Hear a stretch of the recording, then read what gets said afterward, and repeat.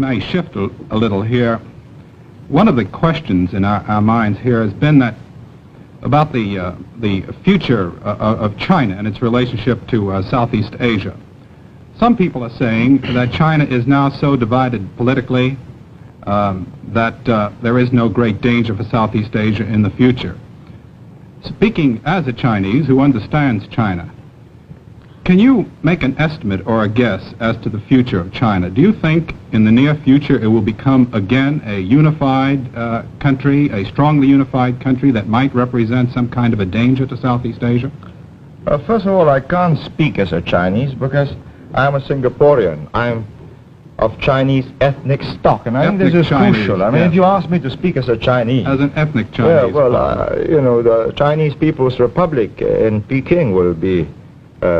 I think quite rightfully indignant, and so will the other aspirant in Taipei. But speaking as a Singaporean, with some of the built-in memory programming of the Chinese people, I would say that if you believe that the Chinese people will just splinter up into so many warlord communist committees, each governing a province or even part of a province, then you will make one of the gravest mistakes about Asia.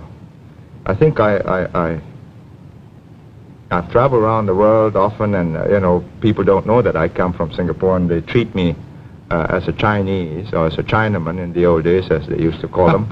And they used to say, Chiang Kai-shek, you know, in the middle 40s, and nowadays, of course, Mao Zedong.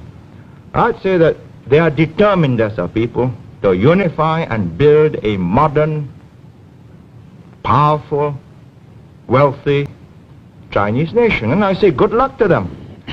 And I think the moment they get prosperous, good luck to me, because I'll be much safer. I don't believe, however, you know, the simple theory that they're just going to send their armies across and eat up Southeast Asia. It's too simple. And it's too simple for you, for the Americans, and for us, because then it's naked aggression. The whole of South Asia will gel together and meet an incoming invader. But they've got this make-it-yourself kind of revolution. Wars of national liberation. You know, here's the text. We've got an instructor, he'll teach you how to organize, and we'll slip you a few guns and more if necessary. And if it gets more difficult, well, surface-to-air missiles. Prime Minister, what's the effect in Asia of demonstrations such as we had yesterday in Washington? Well, you know, I get a lot of demonstrations in Singapore, and my students are quite a rambunctious and spirited lot.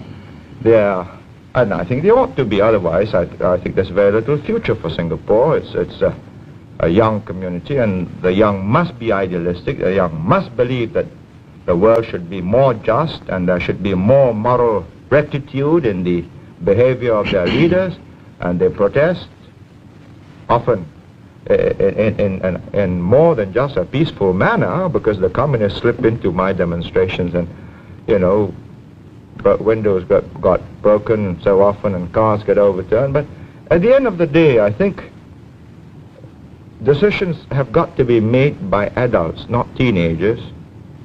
But it's got to be made in such a way that when the teenagers become adults and they look back on these decisions, they would be proud of the generation that went before them.